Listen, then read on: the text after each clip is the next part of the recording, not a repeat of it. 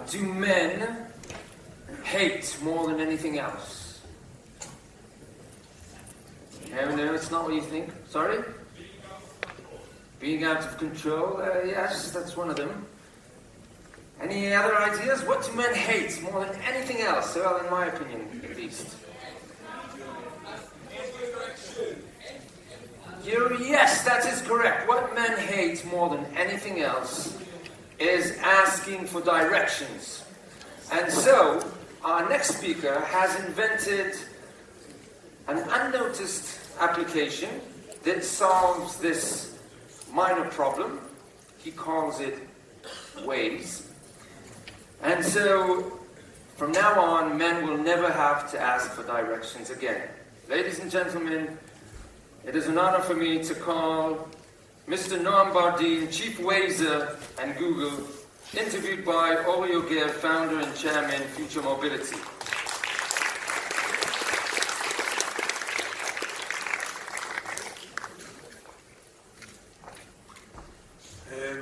Good day to everybody. Happy to meet you. Personally, I don't know anybody in Israel that doesn't use Waze.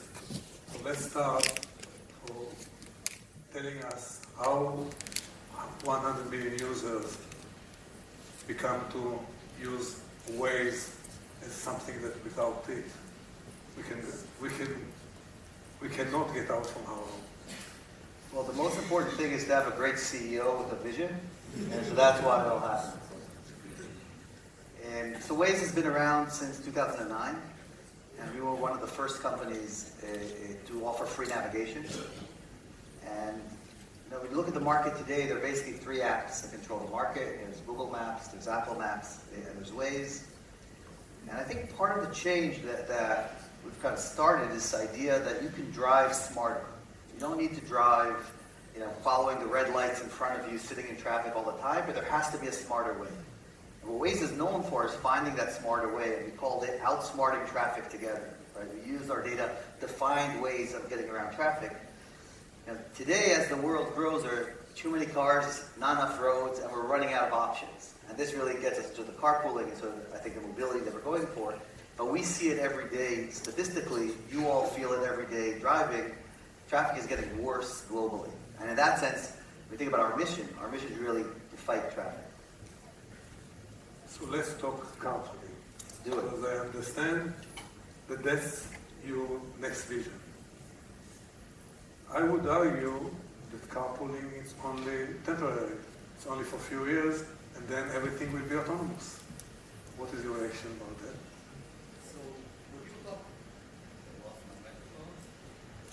When people talk about autonomous cars, there's this beautiful future where all the parking lots get turned into parks, and everyone can get anywhere fraction of the price, and there's no pollution anymore, and all these great things. There's a hidden assumption there that technology has to be a way. לא שומעים? מה יהיה? שומעים? Sorry, I had to be short-tempered in Hebrew. Now in English, I can be more relaxed. And this beautiful view of how the world's going to come to autonomy is built on a whole bunch of assumptions. And I think one thing we learned, if you remember 10 years ago, Facebook was going to create democracy in the whole world, right? And it kind of went different ways, in different sense. Same thing can happen with autonomy. You can imagine a world where traffic has gotten worse. Everyone's sitting alone in their autonomous car. The robot is driving. You're playing with your phone. You're willing to drive longer distances because you're playing with your phone. No one's building new roads. And so the traffic just continues to get worse and worse and worse. And this is the other side of autonomy that's out there. And if we break apart the hidden assumptions of autonomy, there's one assumption of electrification that was talked about today, which has nothing to do with autonomy. Right? You can have electrification without it. There's a second assumption that technology is going to catch up, and you will be able to drive that. Obviously, I think we all agree is going to happen. But the third assumption, which to me is the most important one, is that we will begin sharing these cars. We were not going to drive by ourselves. And the mobility as a service, this revolution can happen today. It doesn't have to wait for the autonomous cars. If it doesn't happen by the time the autonomous cars come, we're all in trouble. But it can start today. This is what Waze is focused on today.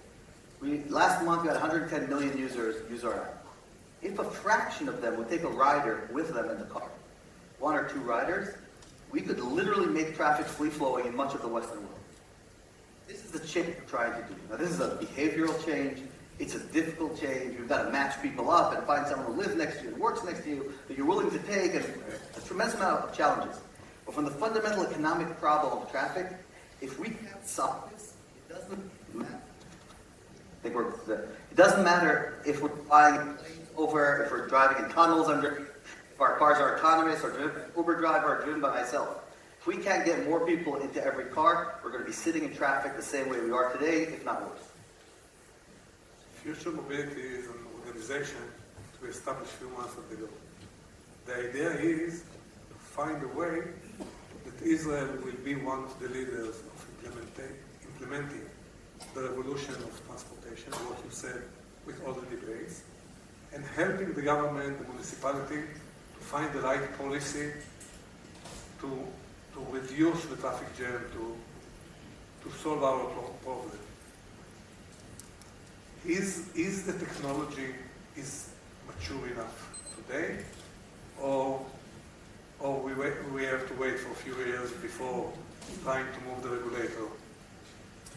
So transportation has always been a national security issue. It's been a combination of government investment and private sector investment.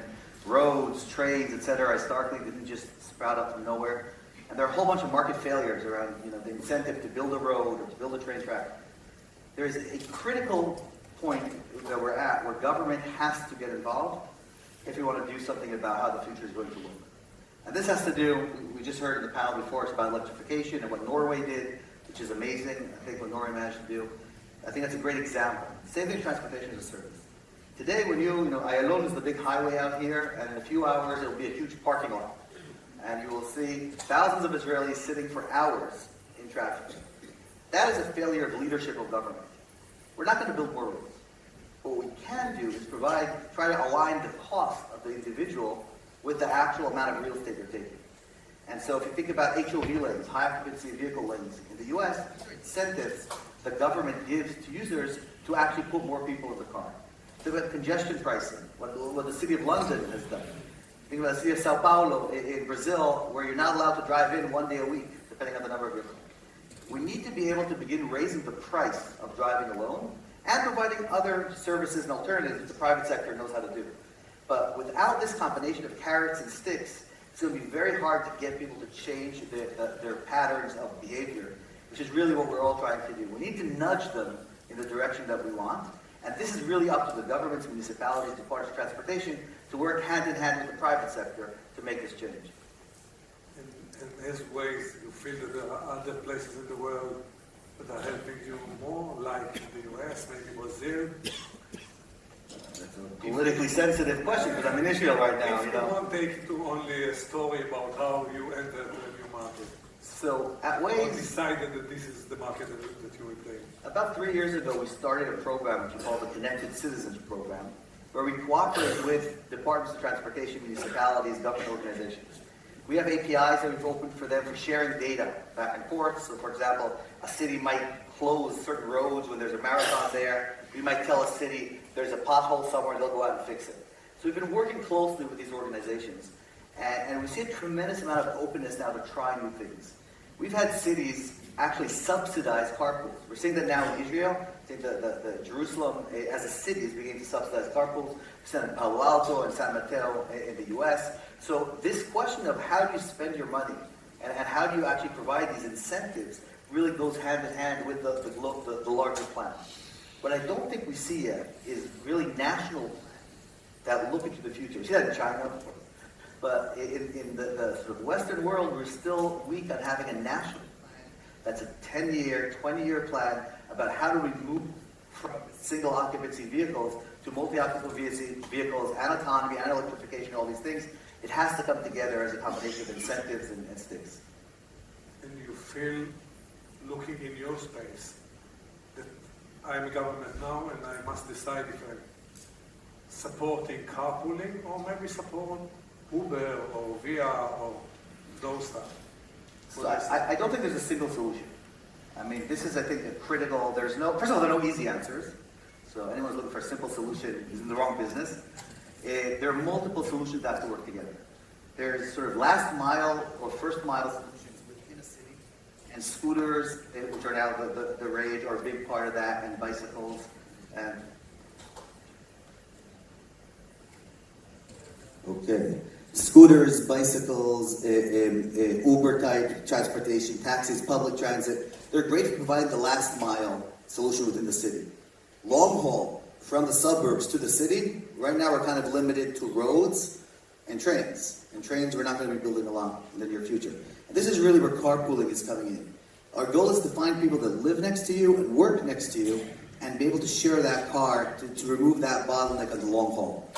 And so I definitely believe there's room for all these different solutions and different markets. Scooters is a great solution, not when it's raining, right? And so there are all these different constraints that come into play when you look at the total solution. But the direction of transportation as a service, rather than owning the car, that is what brings all these different services together, and that's what really provides the consumer change from car ownership to transportation as a service. I get asked, what would be the first indication that this happens? I think that if you think about the U.S. are two-car families as the average.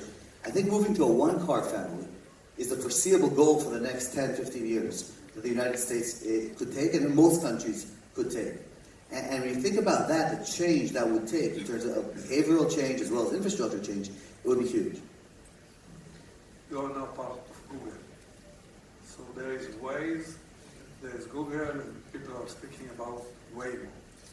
Do you have some strategy as the company, you are speaking with each other about the future?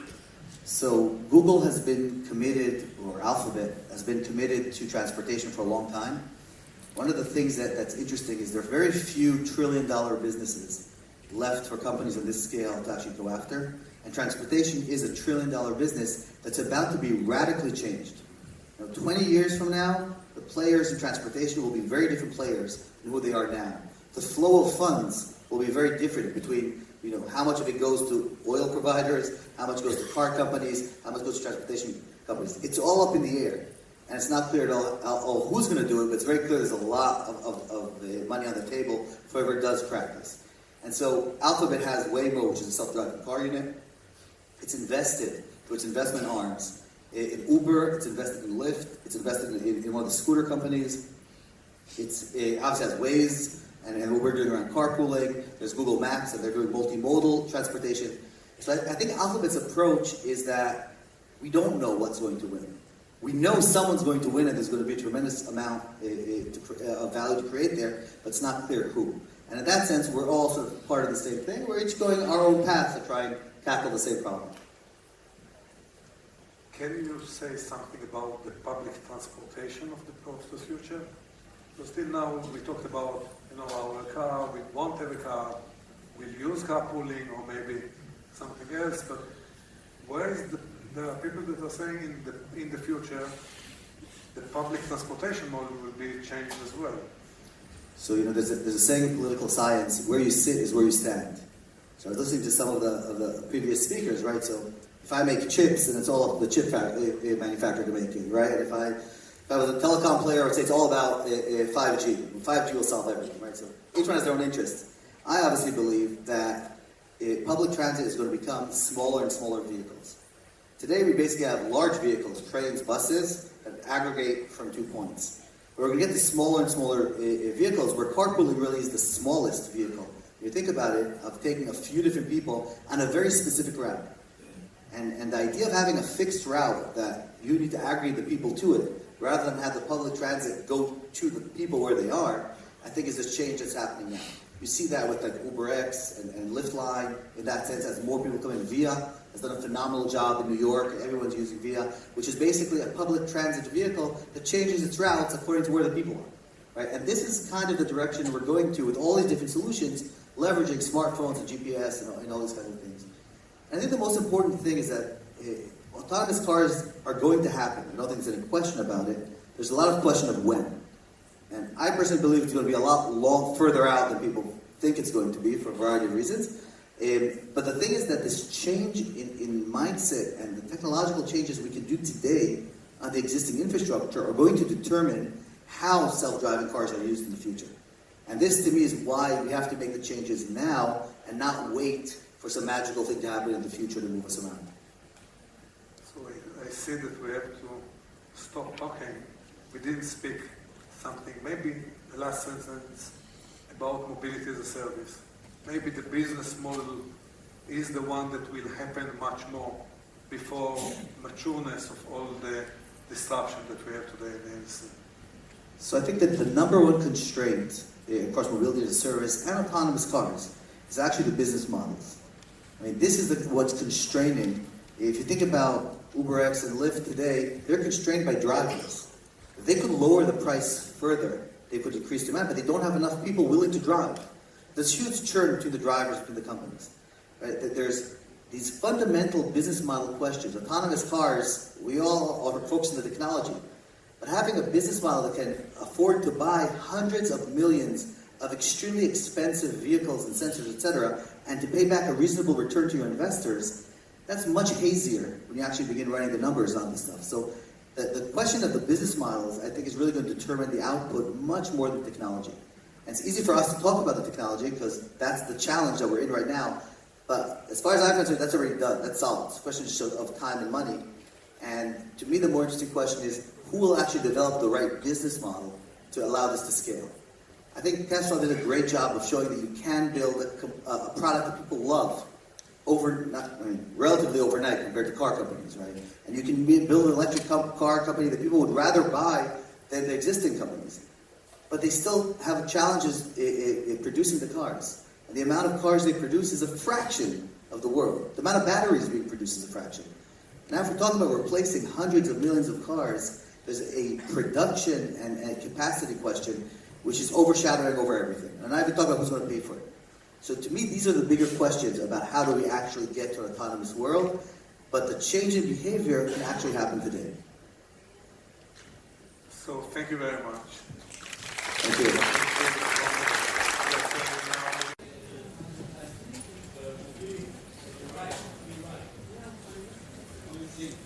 Sorry, I didn't hear. Do you think that in the near future, mobility as a free ride will diminish from the world and we'll have to buy it or to pay for it in one way or another for the mobility as a commodity?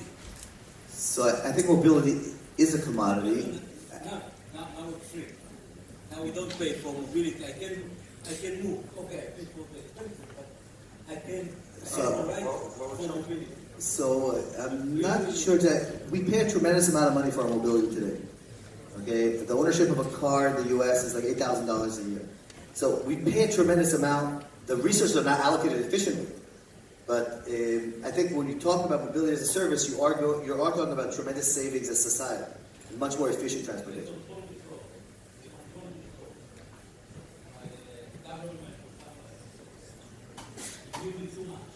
We use it. It's a long discussion. I don't think we use it too much. I think we use our infrastructure inefficiently.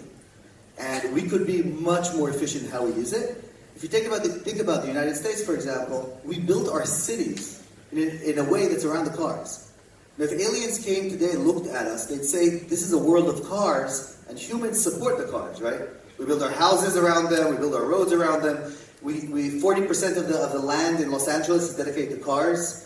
Every car in America has 3 parking spots to choose from, and we use our cars 4% of the time, right? Fundamentally, we are servicing the cars. And so this is, I think, one thing that has to change is putting the people in the center and trying to build our infrastructure around people. That's a whole sort of another discussion on it, but definitely, I don't think anyone thinks we're using our infrastructure efficiently today. Thank you very much. We have to take a break now. We shall resume here at 3:25. So take a short break and we'll see you all back here very soon. Thank you.